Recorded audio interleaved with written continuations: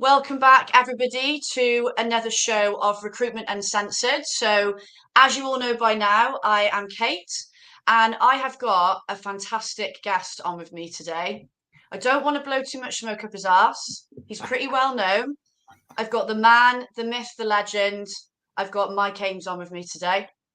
And I we was are going just to looking to see talk. who that was actually then. Sorry. You've got What were another you going to guest say? on. I was just looking to see if you've got another guest Right. coming on. Who? Yeah, He's who? showing me Yeah. up in his pink shirt today, guys, as well, trying to steal the limelight from me. Yeah, it's a story. Yeah. Oh, pleased to be here, Kate. Looking forward to today a lot. So going to be great. No, I'm really looking forward to it. Although Mike has warned me that interviewing him is like herding cats. So I've got a bit of a challenge on my hands today, I think, I'll do my best. potentially. I'll do my best. Stick to the But script. we are talking about a subject that I know you talk about to your clients a lot, Mike. It's something that I get asked a lot when I'm with agencies. Um, it's how to attract and retain top talent and make more sales, which I know a lot of agency owners and people watching, this is kind of top on the agenda, isn't it? But I saw you do a really interesting post on LinkedIn this morning about, I think you called it the top talent myth. Do you want to Ah, talk a bit about that yeah. first? Do I ever? Yeah. Okay. So you hear top talent a lot. You're going to get top talent, build a business, top talent. But statistically, you can't do that because statistically, everybody in a demographic, in a group, adheres to the bell curve. You know, we've all seen the bell curve from school, right? Shaped like that. So 15% are underachievers, 15% are overachievers, 25% above average, 25% below average, 20% average, right? That's the deal. And you get a group of people together, that's what you're going to get. So in other words, the majority of recruiters out there are average. They have to be. You can't escape that. They have to be. So you're going to try to build a business which is going to attract the 15% top talent. Whereas most of those top talent anyway are going to be business owners because they've figured out they can do it for themselves and do it really well. So I'll start my own business. Like most of the people, I would imagine, watching this show right now, they're good at Well, what they we've do. both done it, haven't we? Yeah, yeah, for sure. Yeah, everyone I know did it. People that worked for me did it when I'd sold up. So, yeah, that's how it works. And even the people that aren't going to set up their own businesses are probably being well looked after by the people they currently work for if they know what's good for them. So you need to build a business which creates exceptional results from average people because that's the reality of the situation. Now, the relevance for that in what we're talking about today is it's much easier to attract average people and keep average people than it is these mythical unicorn high achievers. It's really hard to do that. And even if you think you've got one, they come and you realize they're not the real deal after all. But that's never happened to everybody. So I think that's the first thing, the first message I had today, the first thing I wanted to talk to you about really is this shift, this mental shift to say, no, I'm going to build a business which can deliver those results, but from average people, because you can find them and you can keep them. And that, ladies and gentlemen, changes everything. And you can develop them as well, can't you? Yeah, you can make the most of what you got. Yeah. And people, average people, and that sounds like, I say it sounds like it's sort of an insult in a sense. It's just statistically the case. That's the deal, right? So average people usually appreciate it when you put effort into them and work with them and want them. Whereas sometimes, not always, but sometimes high achievers know they're high achievers and have got a really good handle on their own value and how they should be treated. And some of them can be quite difficult to manage, or I wouldn't say prima donna.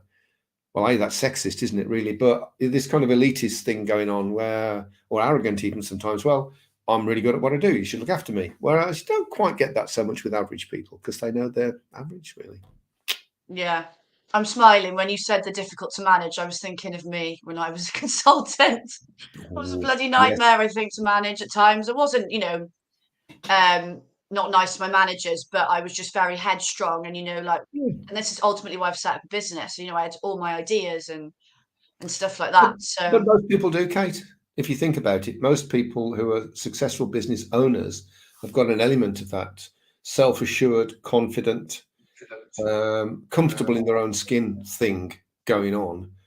And so, Mm. why, and most of them started working for somebody else. I always say this to people, if you're looking at your best, say 360, and I know we don't want to get into the 360 discussion today, but you're looking at your best top biller over there, right? You're probably looking at your future competition right there. That's what's going to happen. So I think the first lesson really is to be comfortable on just attracting average people, but building an ecosystem for them to work in, which gets great results. Then you're okay. You're good. Yeah. Okay. Well, that's going to lead us on to the first question I wanted to cover off with you today, um, which is because some people might not really know or understand this. What is an employee value proposition, and how can you promote it? Okay, two questions there then. So, EVP, employee value proposition. In other words, it's the thing or things that you're offering employees if they come and work for you. The real deal, everything that you offer, from the culture all the way through remuneration, through to the perks and nice things at the other end. It's the deal. Come and work for me, get this. And Hmm. half the problem, I think, is that people haven't really thought that out to the level that they can define it, that they can write it down and therefore articulate it. So they know what it is in a sense. I'm not suggesting that you wouldn't, but really they've not got it nailed to such a level that they can articulate it. And so therefore that they don't then articulate that to potential employees. I'll tell you an interesting thing, right? We did a poll some time ago on LinkedIn, and you can find this on my stream, but essentially I think it was 25% of people. I was asking what was the difference, which was most attractive, the role or the business, the mission, values and culture of the business. I think I 25, remember this poll. I yeah, probably voted in it. 25% said, oh, well, it's the role. Okay, that's what I'm interested in. About 50% said they're about as equal as one another, but I really want to know it's important that I know what the culture of the business is. And 25% roughly said it's the culture of the business first. That's what I'm interested in. If that ain't right, I ain't going.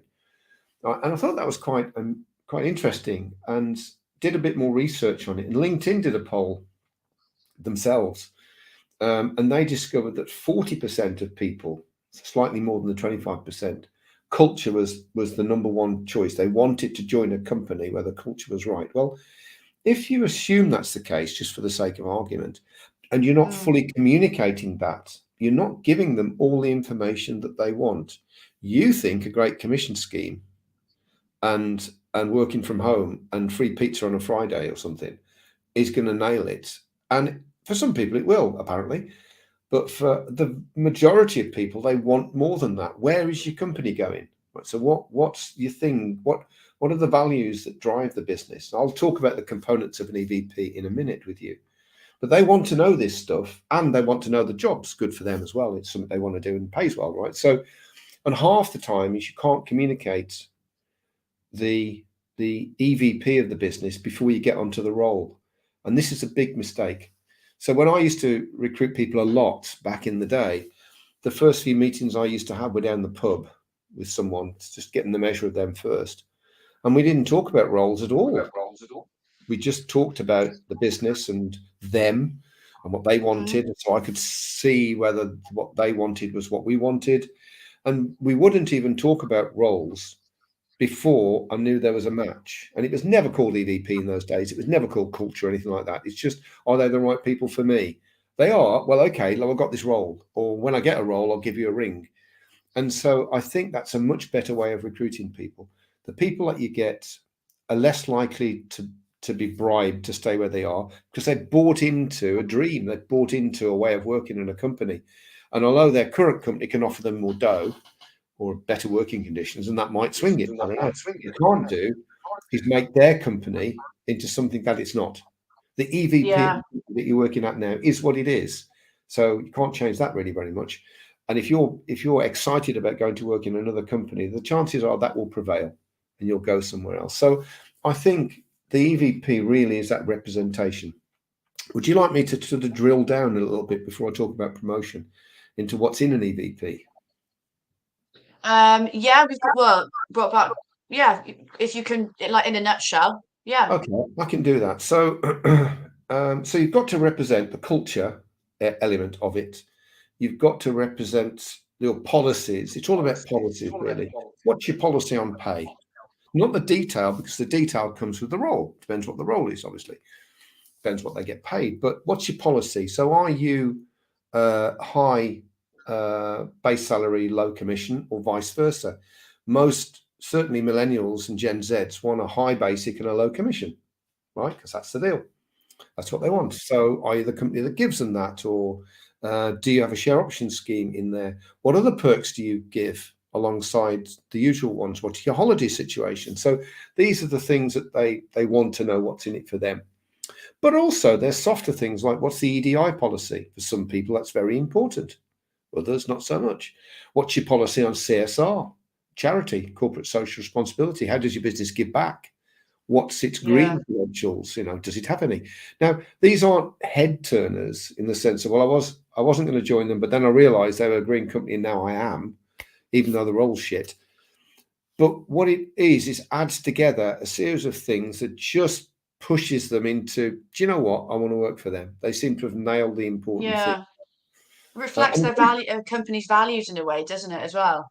well, that's the first one. The culture is represented by mission, vision, values, and strategy. And the way in which that works is the mission is just so many people have a mission, but they can't remember what it is, or it's on the tea room wall. That's irrelevant. What are you running this business for? Just tell me in your words. Down the pub, well, we are going to be the first choice. Well, I'll tell you our mission actually. We are going to be the first choice for recruitment companies anywhere in the planet that speak English who want to become a cash cow lifestyle business. They want a business which is about profit and free time, and they want to do that online. So that's our mission. That's what we will be. And we want to be that first choice. So first choice missions, which is a type of mission, are the best ones because they're the ones that people get. You just have to make that mission doable, right? So you got your mission, the vision. Best way to do a vision is not to publicize it outside, is to write what it's like to be an employee. Come and work here. How would you feel if you work here? What emotions would you feel when you're driving to work? When you get there, what would you do? How would we treat you? It's kind of narrative, really, rather than something you stick on your website. But it's what you can talk Mm. to people about and stir those emotions. You know, the biggest one is you will feel proud to work here. You will feel proud. You will come to work feeling proud that you work for XYZ, and the guy down the street, your mate who works for another agency, doesn't, because your company is a better company all round. So it's a pride thing.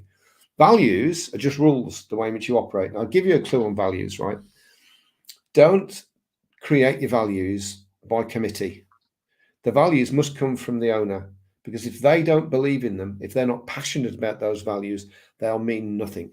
They won't get Mm. integrated into the business. Nothing will happen from them. What do you believe in as the owner?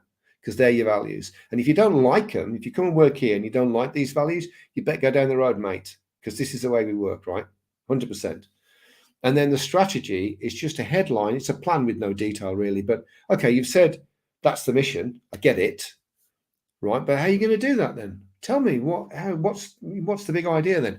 And your strategy is the big idea. Well, okay, well, we're going to be an employer of choice for a start off, so we're going to do this, that, and the other, and so on and so forth. We're going to build a machine which wins high value new clients. Our strategy is not 360, it's layered, whatever it is, really. So you can talk about it at a headline level so people can internalize it. People, not everybody, but more and more people are interested in all of that. It's all part of your EVP, as is your remuneration policy, as is your management and working conditions. So all of these things are what people want to know about.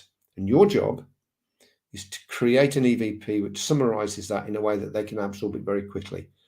And if you do Yeah.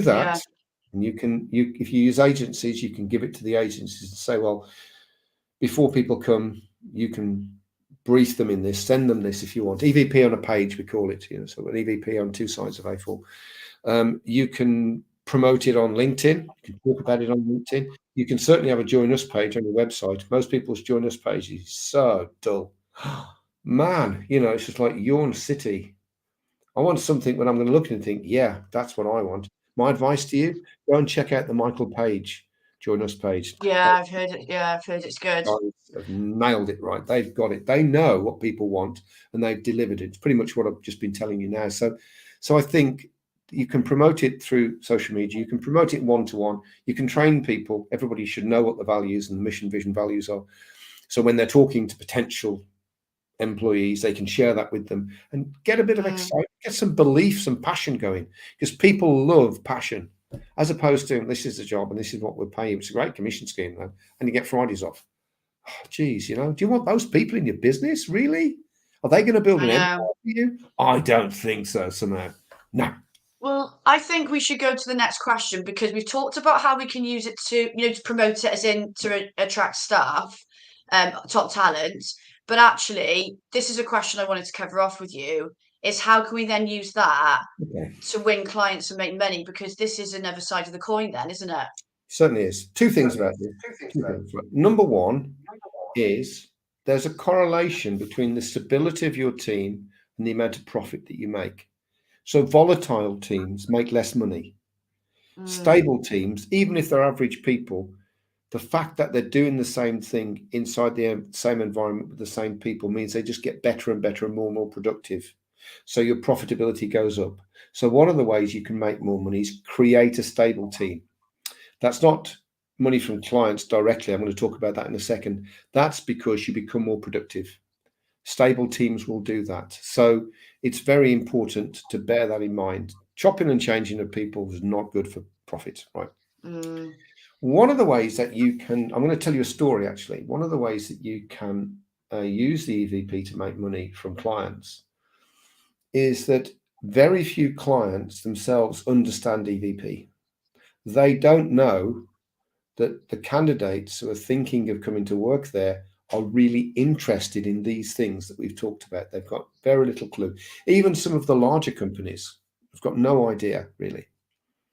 And so they don't have an EVP, or they don't know how to promote it, and they don't know how to use it. So one of the ways that you can use an EVP to leverage yourself with your client is offer to help them to articulate their EVP. So you can't change their business mm. if they've got a shit culture, they've got a shit culture, really. But what you can do is make the most of what you have, right? And you can teach them to do that.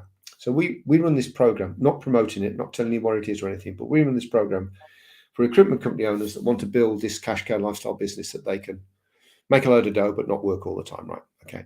One of the modules in there is an EVP module, but actually it's a sticky employee module. You want to be sticky to employees. And what I say to people is, look, you can use all the material that we give you, everything. You can use that, rebrand it as yours, and go and sell it to your clients.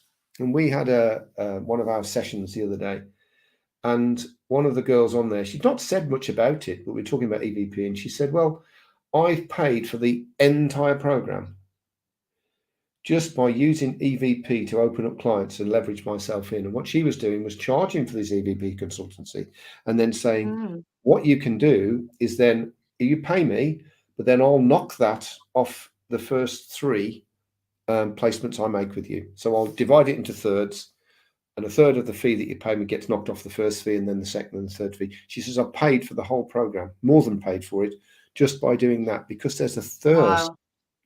for EVP knowledge. As soon as employers know what it is, and then they know how important it is, and then they realize that candidates actually want to know this stuff, they're dead keen to know more. And if you provide that for them, changes everything. Very Yeah, crucial. it's another solution you can provide, isn't it? Yeah. But it's what we call a latch key. So it's a door opener. You don't really want to make your money doing that, really. But you charge for it, because if you don't charge for it, they don't value it. But they can get that money back just by working with you to put bums on seats. Or you can offer it to existing clients as a perk, just something free. I'll do it free for you. Not going to charge you. But I think we can do better. I think we can attract better candidates. And I think we can have less blowouts if we have a better EVP, and I'll help you to build that EVP, and I'll help you to promote that EVP as well. Huge difference, Kate. Yeah. Honestly. Massive difference. Well, it's massively attractive, isn't it? It is, yeah. So, I'm going to move on to the next question because I think this is something that worries a lot of agency owners, managers. I know with some of the clients that I spend time with, and you've probably seen it as well, when you get that top talent, it's then people worry, don't they, about keeping them. So, how can some agencies compete against those, big boys and retain Okay. that talent once they've got it? What do you see working? Okay. Okay. Couple of things here to unpack. The first thing, which I think is really important, is that the big boys, the big agencies, are big. So there are a bunch of characteristics which go with size. They're impersonal.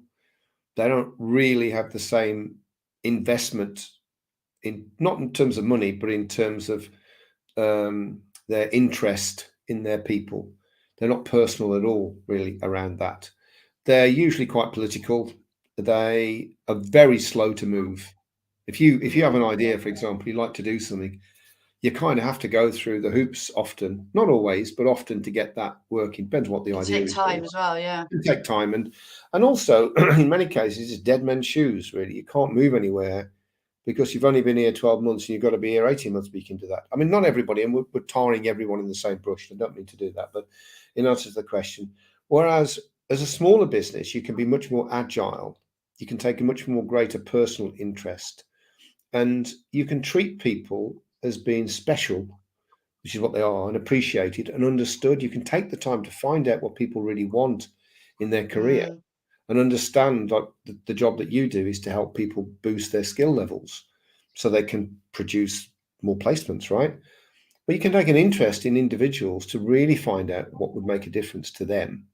And then you can train them or coach them or whatever it is that you're going to do to deliver it. So, added to that, I think, going back to what I said about speed of change, if you have an idea which would just make you more attractive, you can just do it.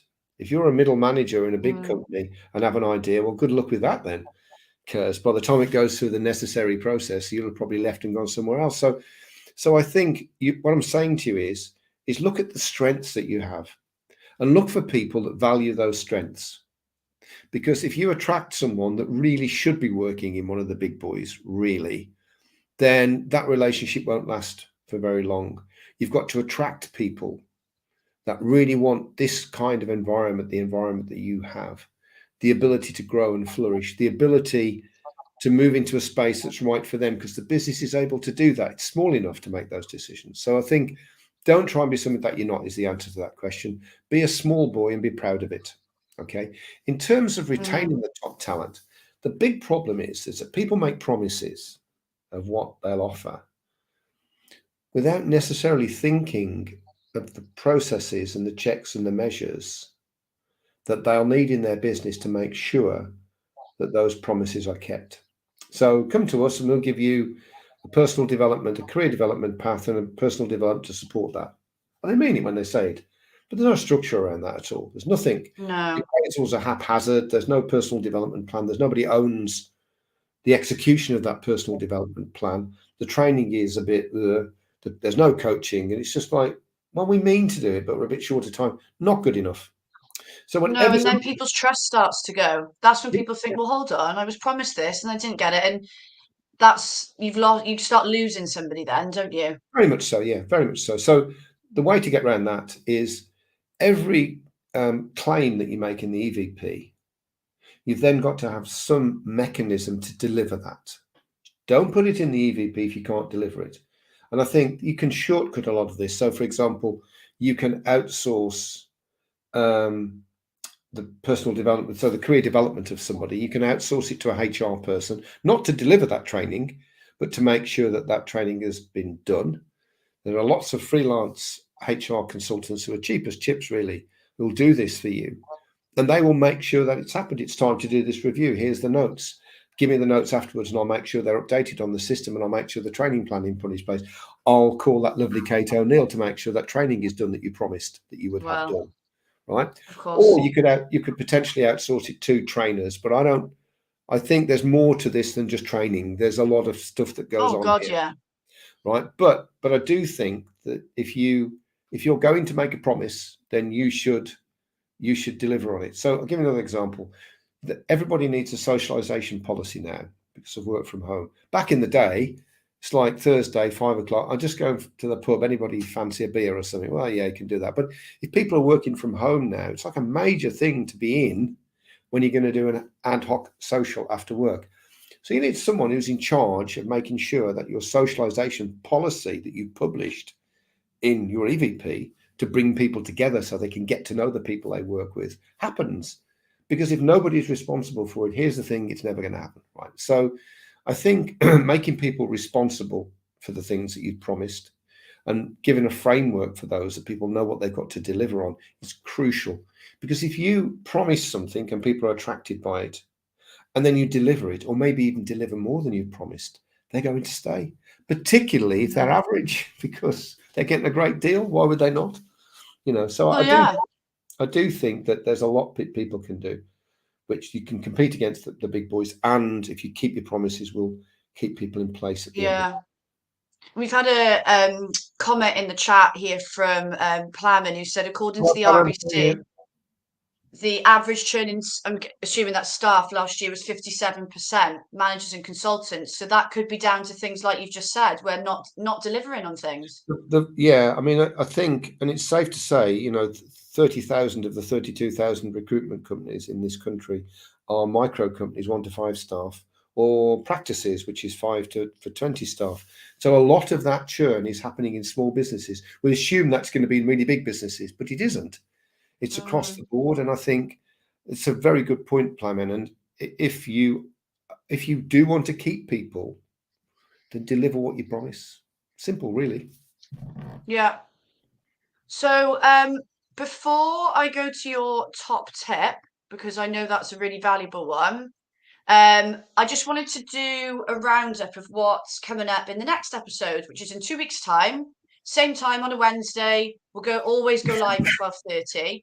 I've got another famous person coming on with me, Steve Guest. I know. Good We're guy. going to be talking all about. So some of you will already know of Steve. So he's author of Top Biller. He's got 3 books now, I think, isn't he? All fantastic books. He's director of his own recruitment consultancy, and we are going to be talking all about the billing manager. How to make a success of it. Because I know I'm having a lot of conversations about that at the moment. I don't know whether, Mike, you get that come up a lot as well. So with a lot of smaller agencies, people are hands on. Great billers normally make poor managers, as a rule of thumb. Yeah. My experience, but not for everybody. But there you go. That'll be a great show, and I love Steve. I love him when he gets going. So that's going to be a great show. Yeah, we did a YouTube video on my channel, a series of BD focused YouTube channels recently, and we could have gone on for hours. It took me ages to edit it down because we talk for so much. So how we're going to condense it into half hour, I don't know, but we will do it. We will make sure it's possible. But yeah, let's finish with your top tip. Create a compelling join us page on your website. Talk to us about that, Mike. Too many join us pages on websites are piss poor, quite frankly. I mean, again, if you're looking at the data, 87% of millennials and Gen Zs, which is a big number, will check you out online before they'll even consider applying or at least accepting an interview. So if what they see is not what they're expecting, then the worst case scenario is they decide to move on. The best case scenario is they're coming into an interview or a submission situation not really that fired up about what you are. You go and check out the Michael Page Join Us page. I think I mentioned it earlier. They've nailed it. They've got all the answers to the questions that people might ask. Now, you're not Michael Page, so you don't have their resources, fair enough.